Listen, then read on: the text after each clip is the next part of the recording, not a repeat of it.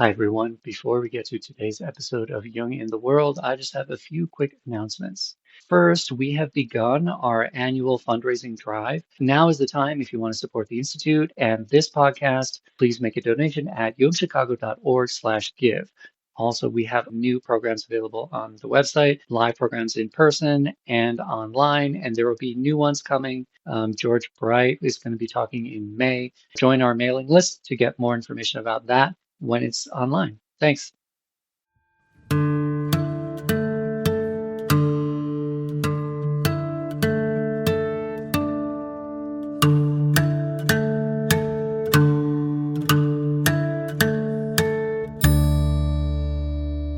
Welcome to Jung in the World, a podcast of the C.G. Jung Institute of Chicago. I'm Patricia Martin, and I'll be your host. Today, we're talking with Dan Shaw about his seminal book, Traumatic Narcissism and Recovery, which offers powerful insight into relational trauma from a clinical, personal, and even spiritual perspective. I'm going to go ahead and introduce you, Dan, but welcome to the show. Thank you so much. It's good to be here. Daniel Shaw is a psychotherapist trained in trauma-informed psychotherapies. He's in private practice in New York City and Nyack, New York, and he's on the faculty at the National Institute for Psychotherapies in New York. His theory of traumatic narcissism focuses on how the traumatizing narcissist manipulates victims, causing them to be fearful and insecure at the same time as they are becoming more and more dependent on the narcissist. His work has won several awards, and we will link to those as well as his other books in the show notes. Dan, we're so happy to have you on Jung in the World to discuss traumatic narcissism. I came across your book, and I was just taken by the depth of your insight into how the disorder affects other people, people in the narcissist's life. You have a personal story that sort of led you into this specialty as a psychotherapist. Can you talk about that a little bit? Yeah. At the end of my 20s, I was kind of at the end of my rope.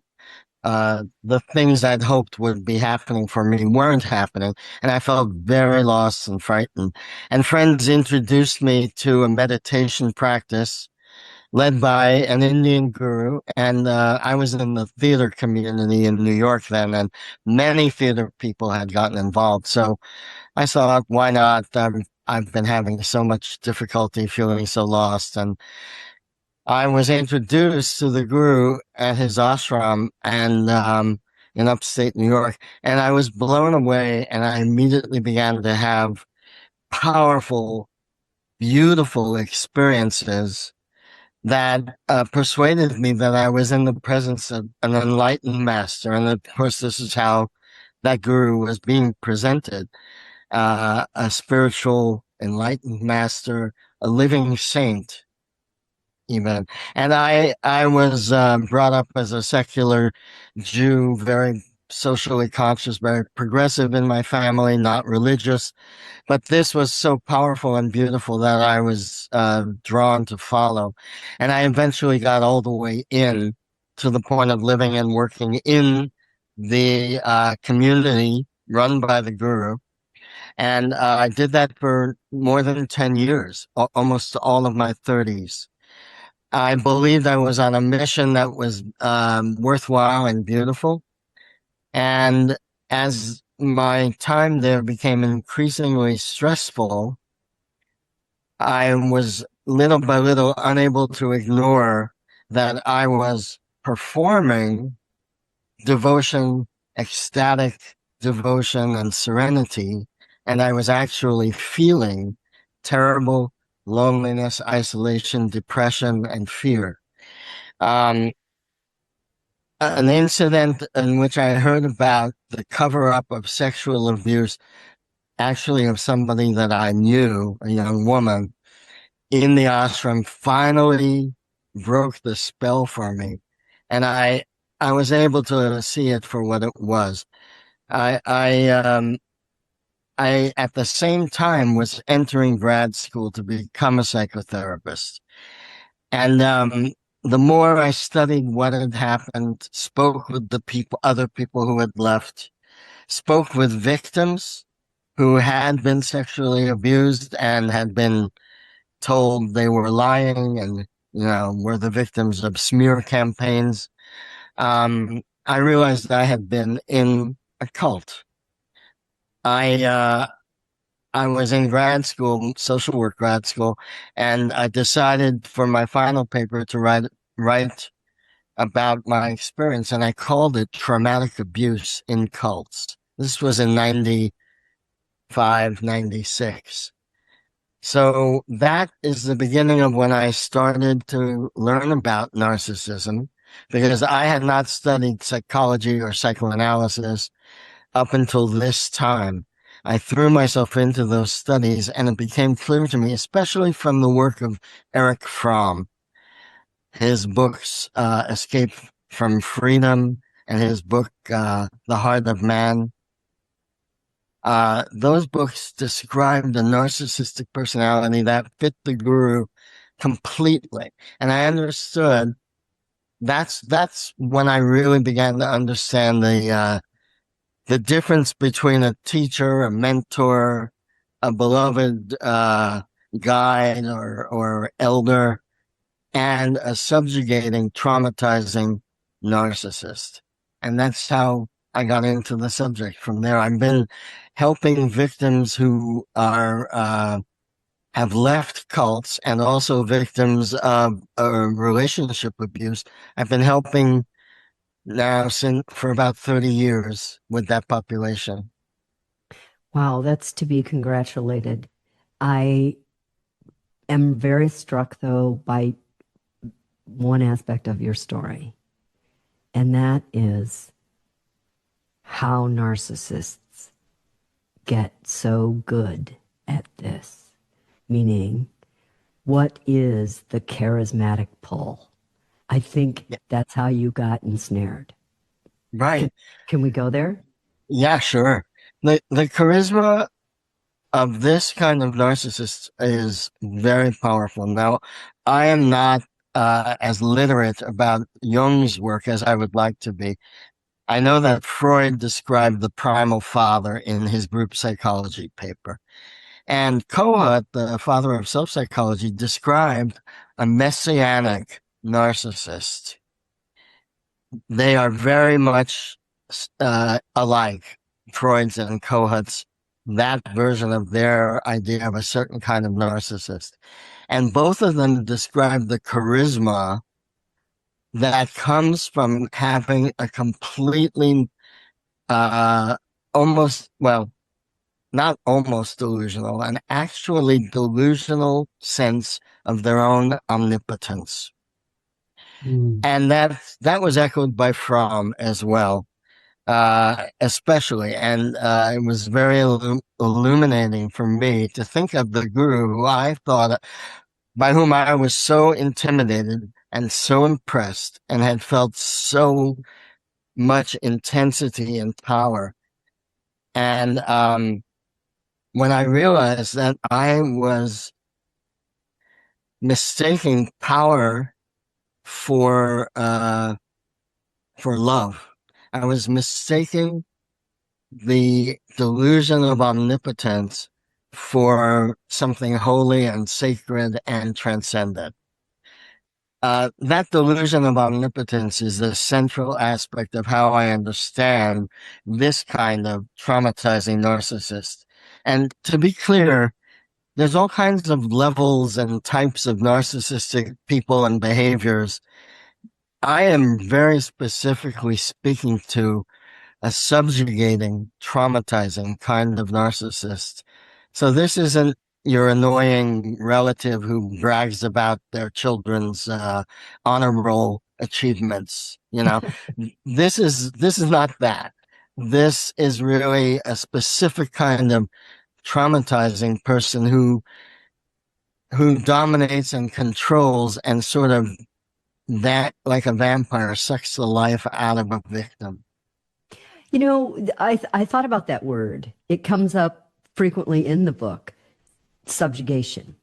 And what subjugation implies is that there is a coercion of some sort and also a surrendering of will. So Right. it's not enough to just comply or agree to someone else's idea or direction. You must surrender your will to them. That's That's right. another level. And I want to talk more about like how you understood this to be subjugation. Sure.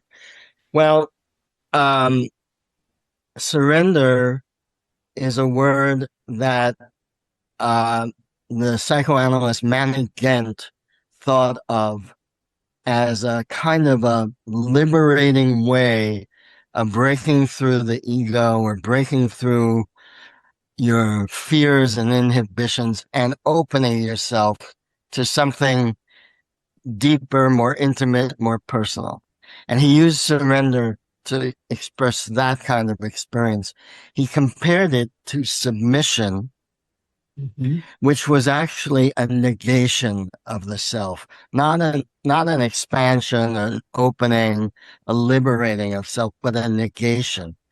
And that is what I had to come to terms with, was that my surrender to the guru had not been what I thought it was. That was kind of the bait. The switch was submission. And submission or subjugation involves allowing yourself to be defined by the narcissist, who must define you as inferior and in need of him or her. But I'll use the male pronoun just for clarity's sake. The traumatizing narcissist needs to be able to subjugate because that's how he maintains his delusion about himself, about his own perfection and superiority and complete limitless entitlement. He believes that that is who he is. It's not just like a psychopath or a con artist who manipulates and coerces deliberately, consciously, in a criminal way. The traumatizing narcissist is delusional about his belief in his superiority.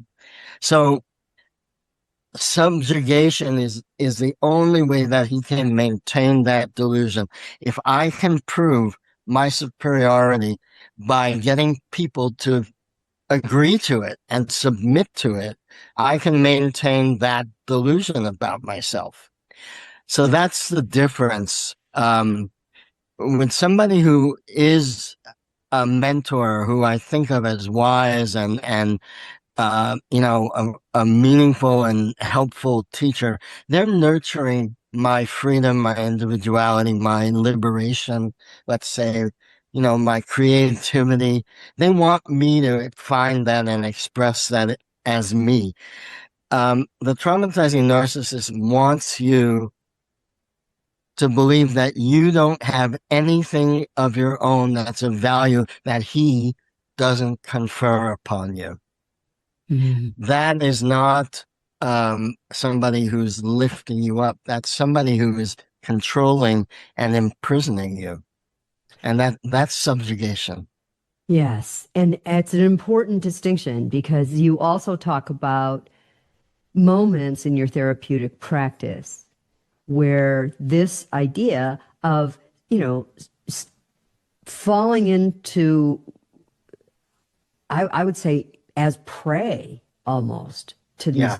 to a narcissist, that you have to work with patients to get them to understand that their power is a delusion. Right. And what I Exactly. wonder about is for someone who might be in the chair sitting across from you, is that revealed incrementally? Were they over time they come to see this themselves? Or does it dawn as an epiphany and it's a no going back moment where now the scales have fallen from their eyes and they realize what they were in? Tell me about that. Sure. Well, let's think of two different situations that have a lot of similarities. One would be having followed and worshipped a guru, a spiritual master. Another would be having fallen profoundly in love with somebody and then experience that being in love. It's the same thing, really. You fall in love with the spiritual master the way you fall in love with a lover. And in that relationship, your initial explosion of ecstasy, of feeling found, feeling seen and known, begins to change. And little by little in that relationship, you notice that you're often getting belittled or you're often getting humiliated or shamed. And that you feel almost all the time more and more intimidated. So when people come to therapy in or having just left this kind of relationship, they're profoundly confused. How are they supposed to I was too. When I learned of the guru's sexual abuses, and then I learned of so much more that I had been not letting myself think about or know about, you have to ask yourself, how could this person seem to have loved me so deeply and I felt such deep love? How could this person also be cruel, Mm-hmm. humiliating, shaming, belittling? How can this be? Is it me? Is it, am I the crazy one? This is almost everybody's initial situation when they come in. And even if um, they've recognized that no, this person was insane. This was abusive. They are still conflicted about this. I felt the greatest love I ever felt. How could it be? What was wrong with me? And how could that person really be? Maybe I'm the one who's wrong and that person really did love me and it's my fault. So that conflict is almost always present to a greater or lesser degree, but it needs to be allowed to enter the conversation without judgment. As the therapist, my role is to validate all sides of that conflict. Yes, that really felt like love. And yes, that really was cruelty. One of the things that happened before I actually left my ex-guru was that I was able to tell a therapist the guru's behavior is terribly cruel. And my therapist said, "You mean tough love?" And I said, "No, I really mean cruelty." And then we had to have that conversation. He was able to listen. Um, so when people are struggling with that conflict, of course, we talk about it, and it takes a while to resolve. There's mourning and grief that has to be allowed to happen, that you loved that much, and it was such a mistake. And you have to forgive yourself. People struggle. Should I forgive my abuser? Long before you're forgiving your abuser, you better be working on forgiving yourself for letting yourself be abused, for not seeing what you didn't see, for, participating in some cases in the abuse if you're in a cult, for example. One of the things I'll say is, look, it really was love, except it was love that was entirely conditional on your submission. Mm-hmm. So that felt like love. It was love, but love that's entirely conditional on your submission means that eventually you are negating yourself and letting yourself be negated to the point that you cease to exist, that you literally feel like you've died, and that's when people leave and come to therapy, is they have tried to maintain that love through self-negation for so long that they've negated themselves out of existence just about. You know, I was planning on having this interview with you, and I ran a little experiment on AI. I Uh, ran an experiment on cross-referencing etymology, scientists' entomology, science around parasitic behavior. yeah, yeah. And then I asked it to thread that through mythology and especially vampire myth. Hmm. What was stunning was how many corollaries there were Yeah, to this idea that someone can seep into your consciousness and begin to alter who you are and how you see yourself to create a void, which I assume that control is a desire to keep you there. In other words, you're a captive. And the yes, less confidence you have in yourself and your decision making, the more dependent you are on the guru or the lover. yes, So it's an entrapment of sorts. yes, it is. And people can a good comparison would be the domestic violence situation. Now that involves physical battering and which is profoundly intimidating and humiliating, right? But these relationships I'm describing have the same intimidation and humiliation without the physical battering. Almost always without that, because a traumatizing narcissist is delusional and wants to believe that they're an honorable person and that they're always innocent. So they avoid doing illegal things and they avoid doing violent things as much as possible. When they cross over, I think of those as sociopathic narcissists rather than the ones that I'm talking about. The ones that I'm talking about are people's family members, lovers, and sometimes gurus. So they don't behave in exactly the way the domestic violence perpetrator does, but that problem has been studied more than the one I'm talking about. And they use the terms coercive control, and they also use the term undue influence. Both of those terms are important in understanding the kind of narcissist that I'm describing. I want to say something else. You mentioned the idea of a predator and then parasite. That's exactly right, in my opinion. Because of the need to sustain the delusion of omnipotence. And why does somebody have to have a delusion of being superior and perfect and flawless and infallible? Because not to believe that would be so unbearably shameful. It's like most of these people have grown up having to overcome early in life the feeling of being powerless and humiliated. And their solution, some people would have that experience in life and become very depressed and spend a life of depression before they could get help. But these people start having fantasies of omnipotence. I'm the Incredible Hulk. I'm Superman. Nobody can humiliate me anymore. Those fantasies are what become delusions. And that delusion is so desperately in need of being sustained that they really have to find people to draw into their delusion and verify it for them. How do you verify that guy's delusion? You submit. So that's the predatory part. And the parasitic part is that narcissist needs that victim to verify their delusion.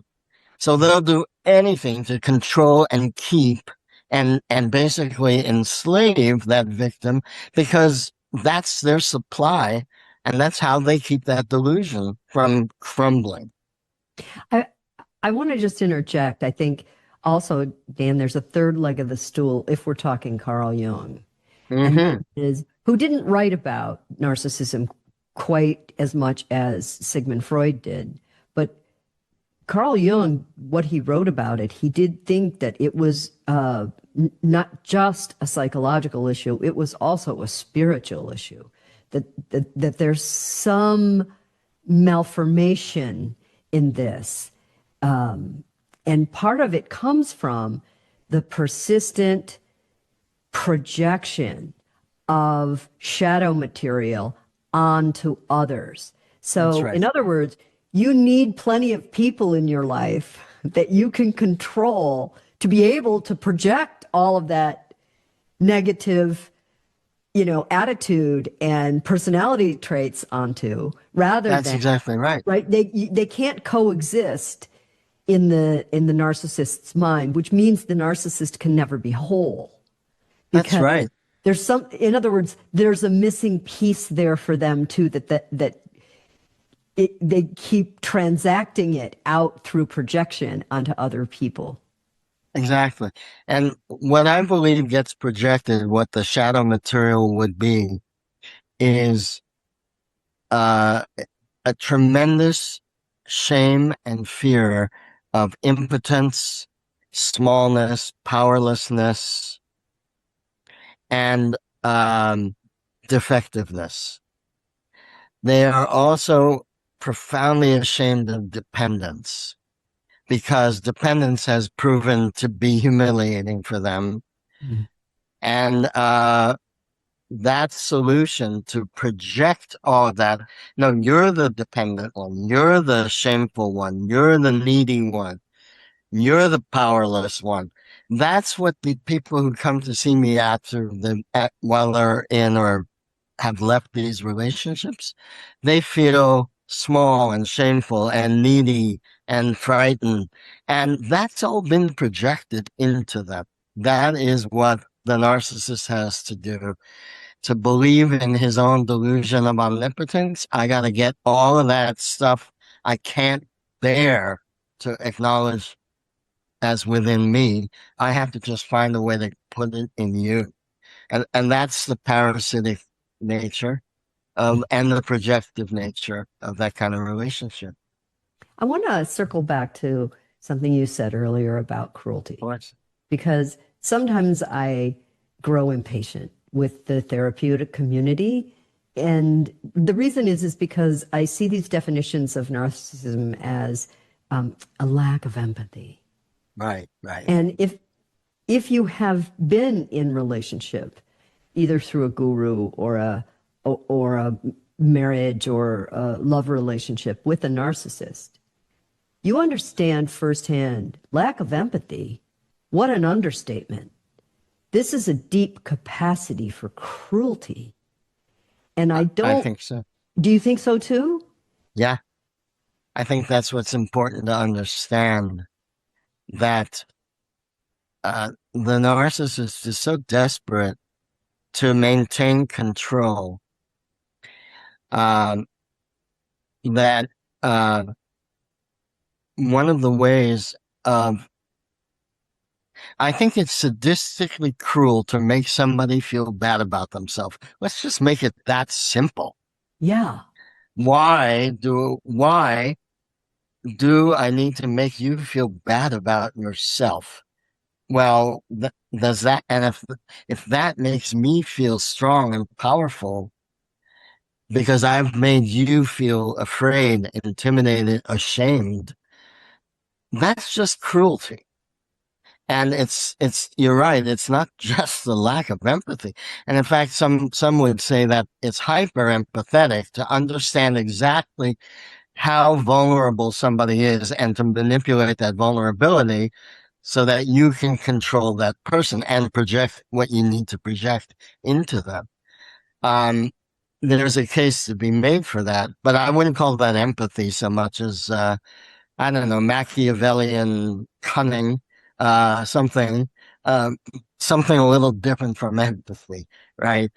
Um, yeah, no, I think that's exactly right. Cruelty, that's the problem. See, my work doesn't involve trying to help narcissists figure themselves out and stop being narcissistic. They typically don't want to come to therapy. They typically want to, if they come as a couple and the partner wants to try to work on the relationship and one of them is really this kind of narcissist, The minute the therapist tries to say, look, you might be part of the problem, that person, the narcissist, gets up and says, you don't know what you're talking about. You don't know, you're just a rotten, lousy therapist and we quit. And they'll take their partner out of that therapy. So there are people who treat narcissistic personality disorder, and I have no grudge against them. I don't treat that. I treat victims who have been subjugated and traumatized by this kind of narcissist. So that's really a distinction I think is important. And most of the literature on narcissism is geared towards treating narcissistic disorders in people. That is Kernberg and Cohen are the two most famous American psychoanalytic thinkers on narcissism. They treated narcissistic disorders. That's not what I'm treating. I'm treating subjugation trauma. And I don't think that that's well enough understood as a necessary correlate to all the thinking about narcissism. So that's why I've been writing and thinking about this for 30 years, because I know what the victims deal with. And if a narcissist can be treated and cured of that narcissism, great. But who's taking care of these victims and understanding what they've been through? That's not given as much attention in the psychotherapy world. Although it is more so now. There's a lot more awareness of this now than there used to be. Well, yeah, I think that was one of the questions I wanted to ask you. When I was preparing for this, I decided that I just wanted to set aside this idea of why are narcissists narcissists? Why are they created? How are they created? Because there are so many diverse theories right now. Yeah. Yeah. And part of this is being propelled by the internet, I think, in that, this topic has moved into every corner of the internet. And so much so that it seems like an epidemic. And I don't know how you feel about that as a clinician who is professionally trained to deal with this question of narcissism from the victim's point of view. How do you feel about all that? I understand the impulse of people who have been abused by a narcissist to get out there, tell their story, invite others to tell the story. But I'll give you a kind of an analogy. When I first left the cult I was in 1994, I attended a conference for cult survivors, and those conferences are still held by the International Cultic Studies Association. So this was back in 94, my first conference. And what I observed at the time was that cult leaders are sociopaths, and they use mind control and thought reform techniques. Okay. So it was that simple. And I'm afraid some of what the pop psychology world thinks about narcissists is similar. It's that simple. They're just sociopathic, pathological, hypnotic people. And we don't have to look at the dynamic between the narcissist and the victim. We don't have to think about that. I think it's, there's just, I do use the term victim because that's very clear to me that people are victimized by this kind of narcissist. But victim is an important word to understand in a complex way. People who only identify as a victim tend to see everybody else as a perpetrator. I mean, I'm exaggerating that somewhat, but that's the slippery slope about a victim identity. And so I'm concerned in some of the popular forums for narcissism that people are encouraged to hate the narcissist, to go no contact with the narcissist, to view the narcissist as a completely psychopathic person. And that means that you don't have to deal with your conflict about how much you love that person, why you were vulnerable to that person. What do you need to know about yourself, about your own vulnerabilities that would help you realize why that person was able to coerce you and manipulate you.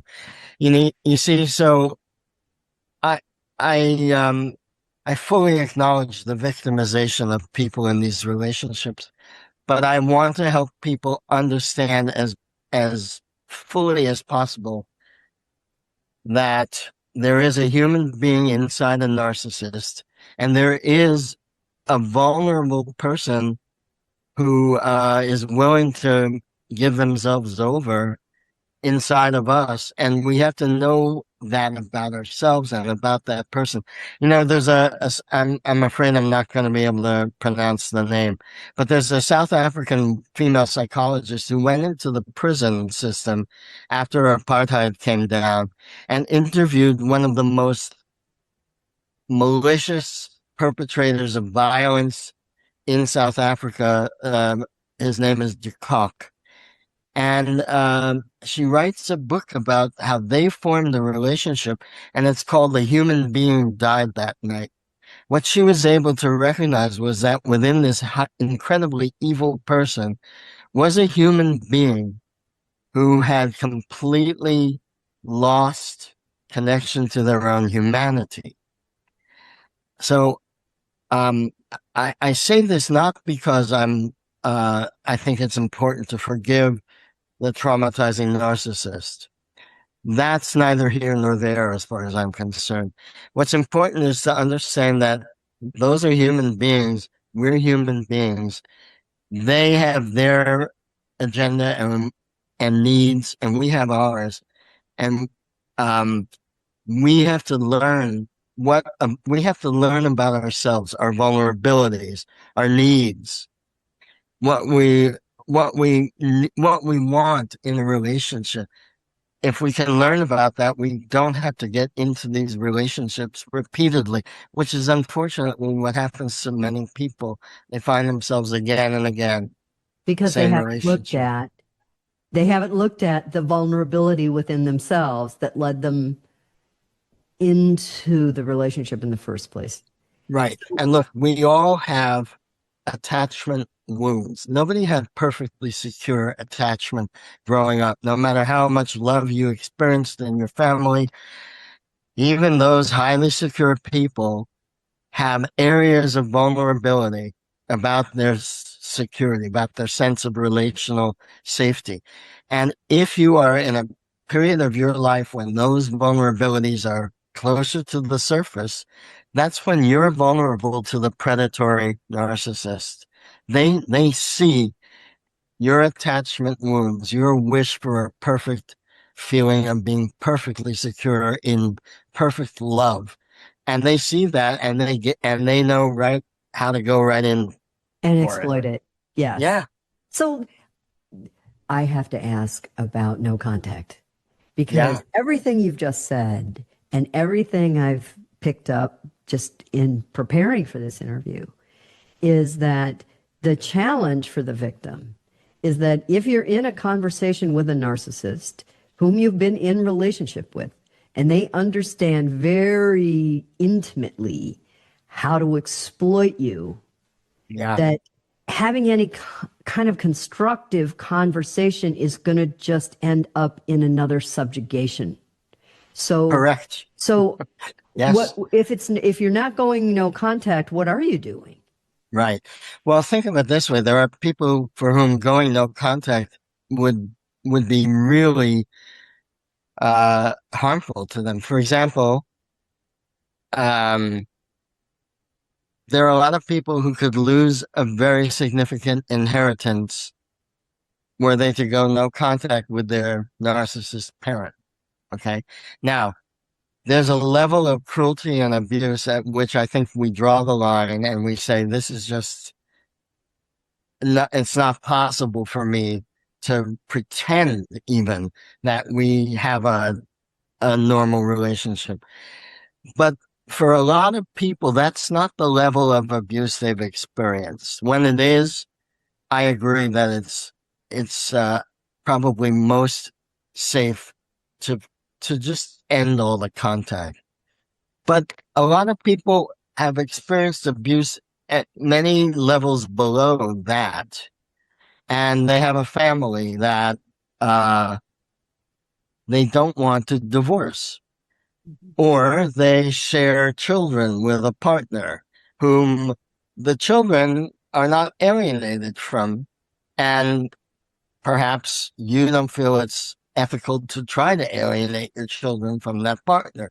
Again, the level of abuse would not rise to the level at which you would, for example, if you share children, if the level of abuse is at a certain place, I'm going to legally make sure my children have no contact with you, pedophilia, etc.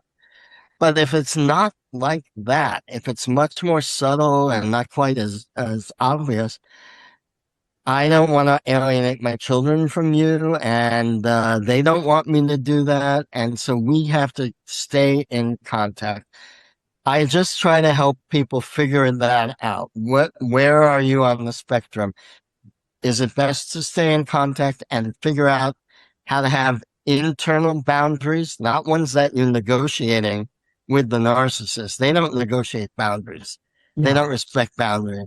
But you can negotiate your own internal boundaries. And sometimes I say, look, just hold it together as best you can. Make shorter visits, not longer ones. Stay in a hotel if it's your family and you don't want to stay in the house. Act as if you're not angry, and act as if everything is normal and you know the truth. Get in and get out. So there's a lot of different ways to manage situations where you cannot go no contact. But the other problem with no contact is that predators use that. So this happens quite a lot. I get many calls from parents of an adult child who tell me that their adult child's, let's say, girlfriend, has convinced the adult child that the parents are toxic and they must cut off all contact. Well, that adult child's girlfriend is also isolating him from all of his friends, all of his family. One by one, she's convinced him that everyone he ever knew was toxic, and she has total control over him. That's called predatory alienation. And that person is telling their victim, you must go no contact. Another example is, I'm going to use Jehovah's Witnesses. They disfellowship anybody who says anything negative about the religion or who leaves the religion.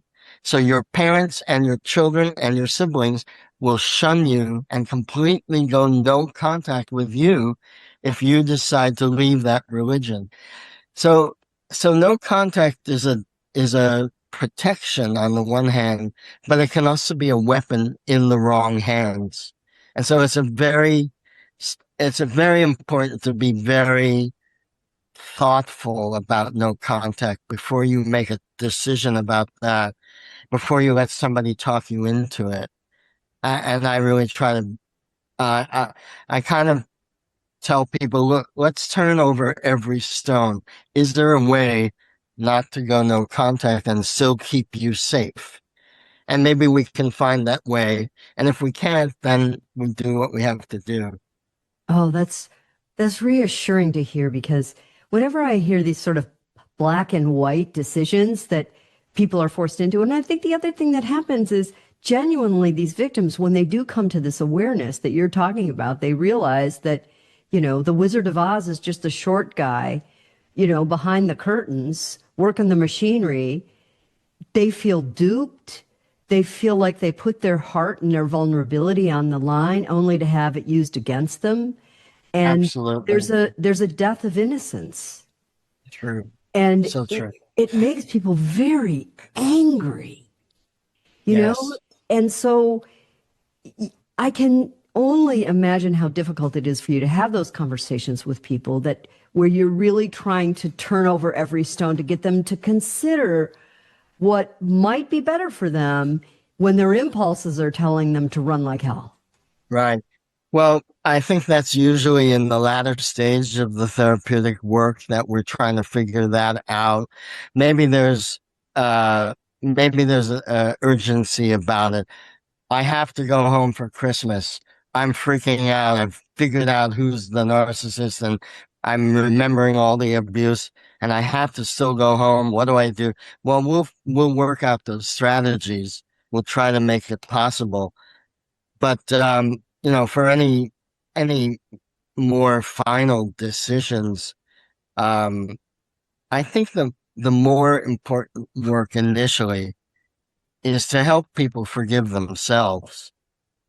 They're angry at the narcissist, but who they're really angry at often is themselves. And it comes out, I was such an idiot. I can't believe how stupid I was. Why did I let it, God, I'm so weak.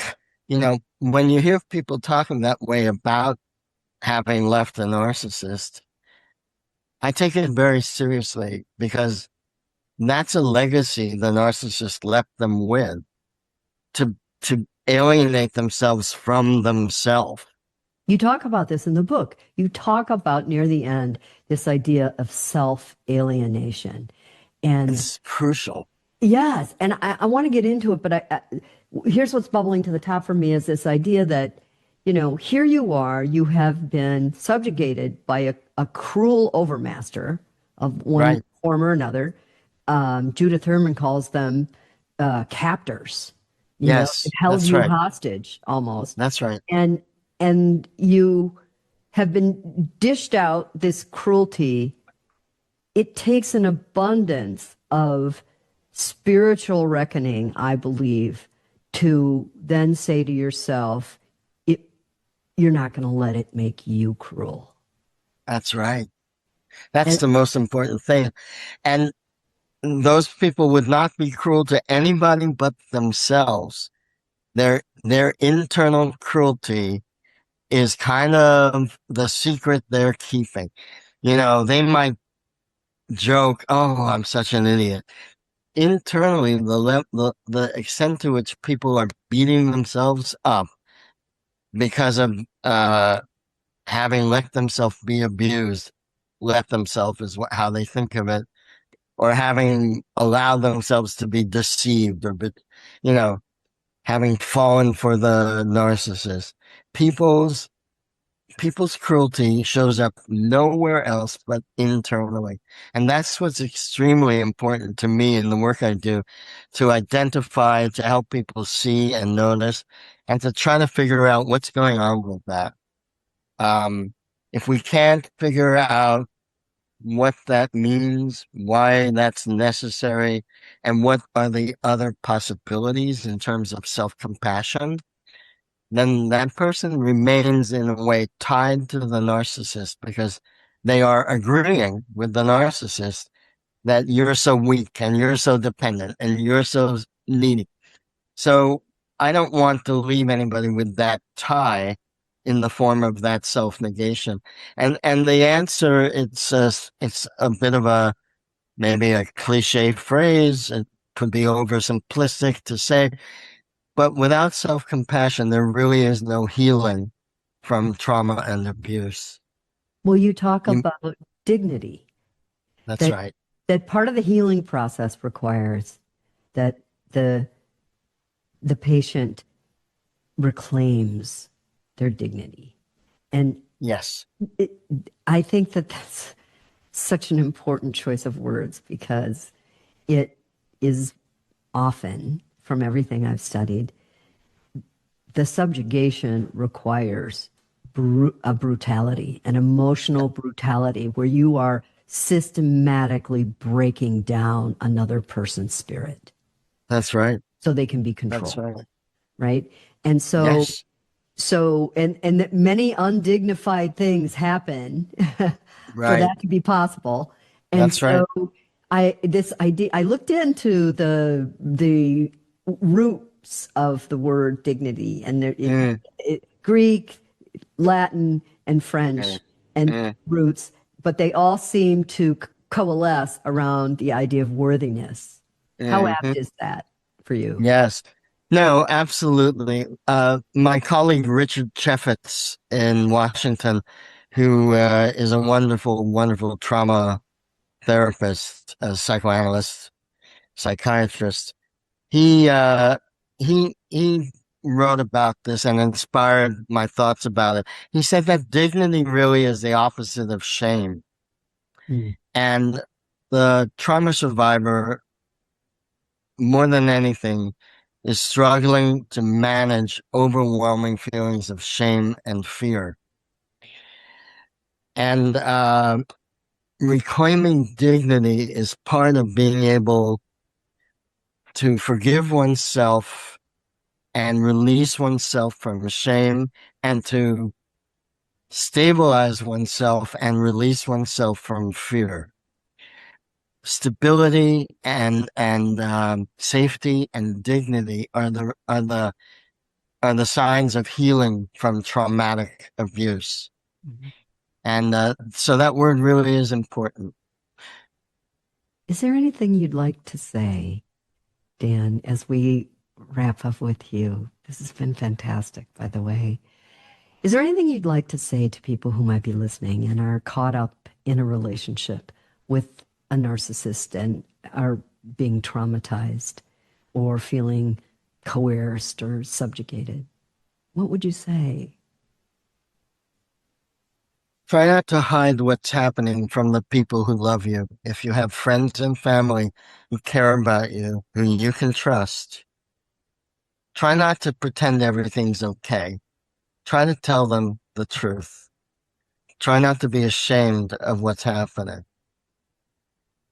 Seek out people who you trust, who love you, who can help you release yourself from subjugation. The problem for so many people is that they're hiding all of it. In the cult, I was hiding it. I'm a spiritually happy person. I'm serene. No, that wasn't who I was at all. But that was that was my persona in the cult. And people in a marriage or people in a relationship, oh, it's great. We have our fights. People are ashamed to show what's really going on, and they're hiding it from the world, and they're kind of trying to pretend it isn't happening in themselves. If you can open up to a trusted, supporting, loving person and be honest, that can be the beginning of your recovery. It's a beautiful place to end. Dan Thank Shaw. you so much. These are wonderful questions. I so appreciate your close reading of what I'm trying to talk about and do in my work. And I really enjoyed talking with you, Patricia. Oh, well, thank you, Dan Shaw. You are the author of the book, Traumatic Narcissism and Recovery, and thanks for joining us on Jung in the World. This is your host, Patricia Martin, signing off until next time.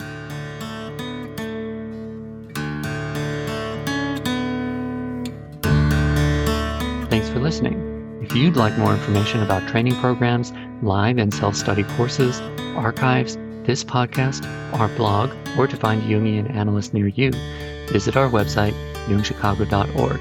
Thank you to our 2025 donors who gave at the supporting level and above. Arlo Kampen, Usha and Ashok Bedi, David Dalrymple in honor of Tom Kapasinskas, Peter Demuth, Mary Doherty, Carl Greer, Ken James, David Johnson, Mary Ann Johnson, John Manning in honor of Janine Mellinger, Mona Manning, Boris Matthews, Kenan McKee, Karen Newland, Murray Stein in honor of Lee Roloff, Mary Tice, Florence Tingley, Alexander Wayne, Ellen Young, and the Kapagantula Ramji Charitable Fund. You can support this podcast by making a donation at our website, jungchicago.org.